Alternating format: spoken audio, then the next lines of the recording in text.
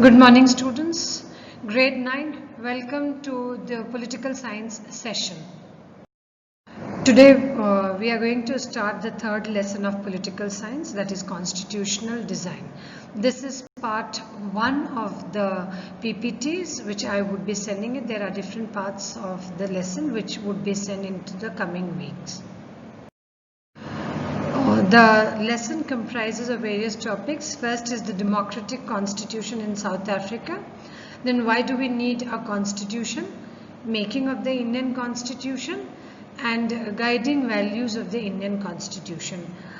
Children, please understand in this there are certain portion, that is the democratic constitution in South Africa, which has been omitted from your syllabus from the examination point of view, but you need to understand the constitution of South Africa. The reason that if you are able to understand that, then you would be able to understand and appreciate the constitution of India, and not only that, you would basically understand the background in that why do we say that a constitution is required for any nation.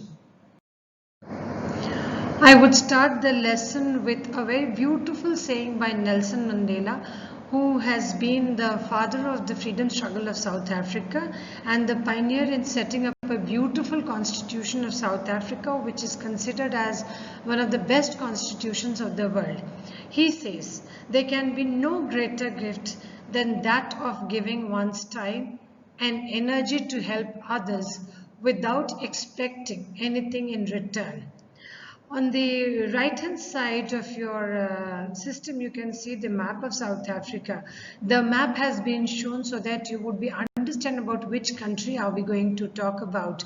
The entire PPT would be spoken about the South African constitution and their struggle to achieve this kind of a constitution, which is an excellent piece of human rights and a culmination of the value systems also. Nelson Mandela, 1918 to 2013. He was one of the greatest leaders of South Africa, and you would be very happy to hear that he was the one who was inspired by Mahatma Gandhi's teaching. He has been the most able, efficient and far-sighted leader of African National Congress. He fought against apartheid during white South African government. He spent 28 years in prison from 1964 to 1992, and this prison is one of the dreaded prison, that is the Robben Island prison. Now here you learned the new word apartheid. Apartheid is not only a word, it has got a concept behind it, which we would be learning into the next slide. We are talking about South Africa when it was ruled by the whites. They were under the whites, Britishers, and they were ruled by the Britishers. It was during this time that Nelson Mandela took up the struggle against the South African freedom movement, and he was kept into one of the most dreaded prisons of the world, that is Robben Island, and he had spent about 28 years in that prison. It was during the 18th and 19th century that Europe occupied South Africa. They settled there and a system of apartheid was applied into this country. This system divided the population into white, black and the colored people. White were the European people, black were the South African original inhabitant, and colored people were the ones who migrated from not only from India but from different other places of the Asian countries. Now since 1950, the blacks, colored and Indians, they fought against the system of social discrimination. There were many places where the placards were written, which you can see it in your textbook. Placards were written that blacks and colored people not allowed. So that kind of untouchability and that kind of social discrimination were practiced. Worker unions, communists, sensitive whites also joined their struggle, the African struggle, to fight against this oppressive system called as the apartheid system. Now, when I say sensitive whites, we don't intend to say that all the Europeans who had occupied this, all of them wanted to treat the Africans and the colored into the manner in which they were treated. There were certain groups of the whites who did not like this kind of treatment to the blacks, and they also joined the Africans and the colored, that is the blacks and the colored, in their struggle against apartheid movement. In 1964, Nelson Mandela, along with 7 other leaders, was sentenced to life imprisonment. But the white government, the white racist government, continued to rule by torturing and killing thousands of blacks and colored. So the struggle started from 1964, and you can see that the important leaders were given life imprisonment. Life imprisonment, no wonder Nelson Mandela stayed for 28 years in the prison, and that prison which we are talking about was not a normal prison. That was a dreaded prison where the prisoners were tortured every day. 28 years of tortured life he led just to make his country independent. So you can understand people like Nelson Mandela, for them, how important was this freedom. The whites followed a severe oppressive system for the blacks. The blacks were segregated, means separated. You are black, you cannot go to this area. You are colored, you cannot go to this area. They were forbidden from living into white areas. So we talk about only Indian untouchability, but if you read about the world history, it is not only in India that we had this kind of an untouchability. Whether you read about the slavery portion of the French, how they carried the slavery portion, how they carried the slave trade, or whether you read about the Europeans treating the Africans, you would see that untouchability was at a different level with these people. The blacks and the coloreds were forbidden from living in white areas, could work in white areas if they had permit. So they were allowed to work. So they used blacks and the colored to work as slaves into their areas, and they were allowed to work if they had the permit to enter that area. Even the blacks and the colored were discriminated for using public properties, for public usage of the things which are for the public in general.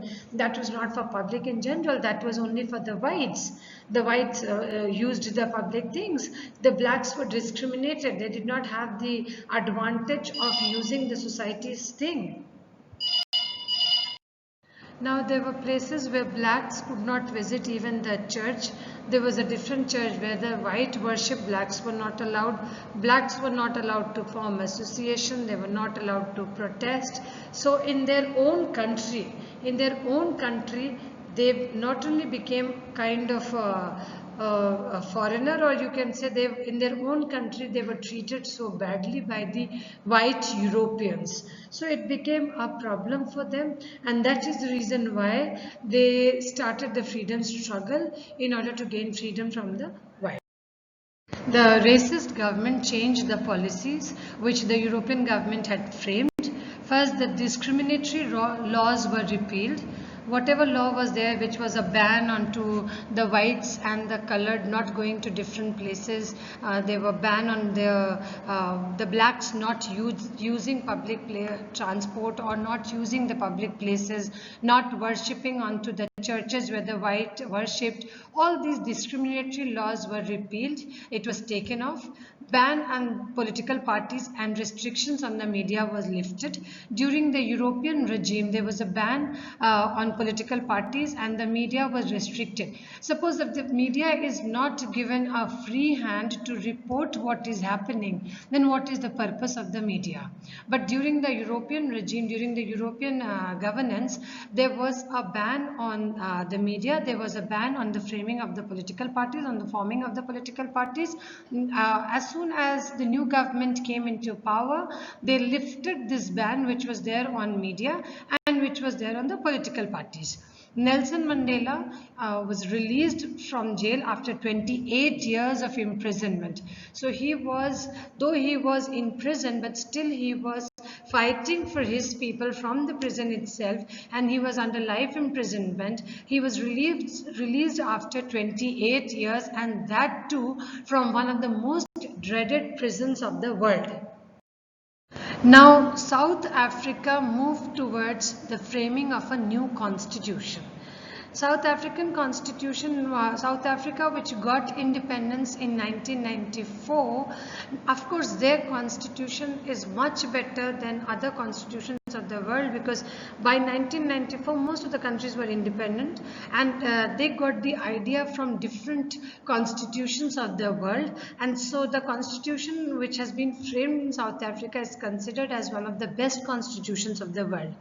Let's discuss it in detail now.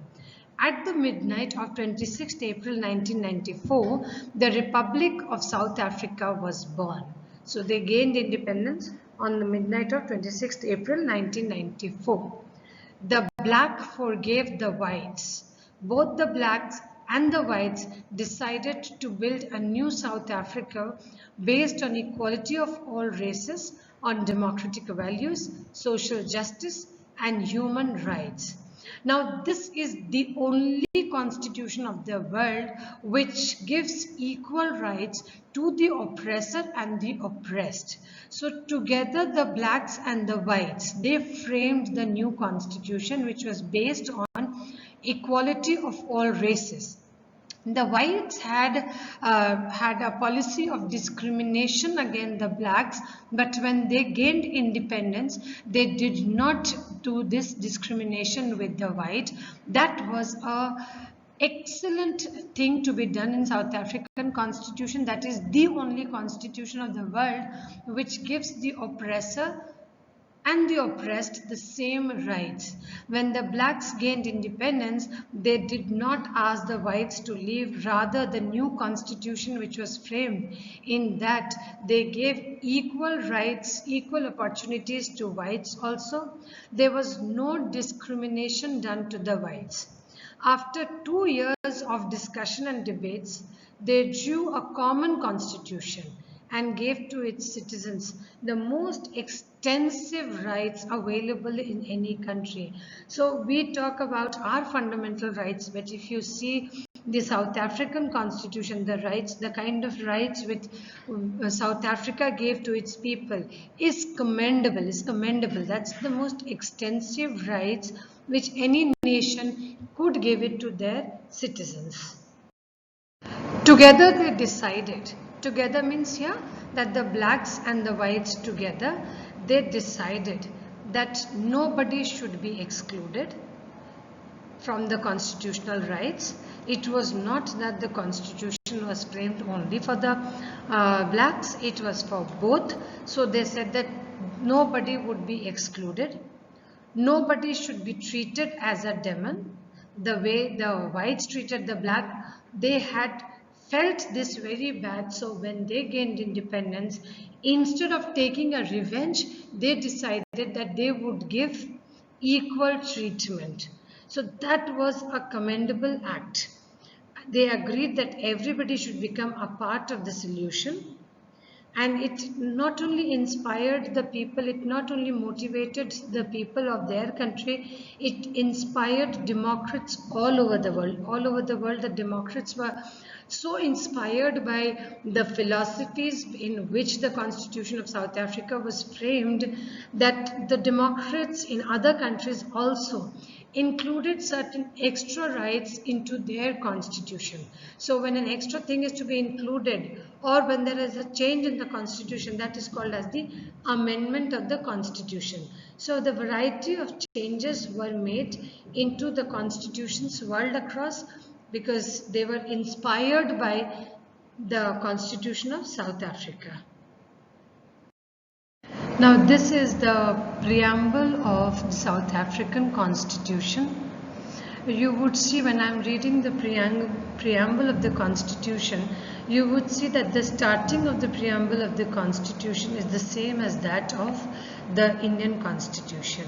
Here it says, "We, the people of South Africa, recognize the injustices of our past, honor those who suffered for justice and freedom in our land, respect those who have worked to build and develop our country, and believed that South Africa belongs to all who live in it, united in our diversity.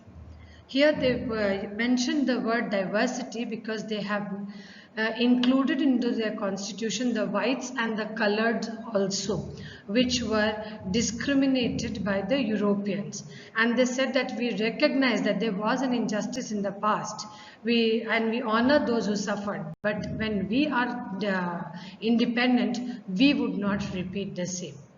They say further, we therefore, through our freely elected representatives, adopt this constitution as the supreme law of the Republic, so as to heal the divisions of the past and establish a society based on democratic values, social justice, and fundamental human rights. So they say that we are going to heal the division of the past. So heal the division means whatever injuries, the emotional injuries the people had it, we are going to heal it by treating all as same, not giving the same kind of injustice to the whites, because the whites, they have also contributed to the development of the country. All the whites were not bad, the policies were not good. So when they became independent, they decided that they would heal the divisions of the past and they would further have no divisions. Next they say, laid the foundations for a democratic and open society in which government is based on the will of the people and every citizen is equally protected by law. So this is somewhat similar to our constitution, that every citizen is treated equally and is protected by law. Though our constitution does not talk about heal the divisions of the past, we did not give the Britishers the right which we gave it to us, that is the Indians. Next they say, improve the quality of life of all citizens and free the potential of each person and build a united and democratic South Africa able to take its rightful place as a sovereign means supreme, sovereign state in the family of nations. May God protect our people. A beautiful preamble, very well written preamble, in which they talk about healing the divisions of the past, in which they talk about improving the quality of life of its citizens, in which they talk about building a united democratic South Africa by giving equal rights to all the citizens and by protecting them and keeping them under the umbrella of a united democratic nation. Thank you.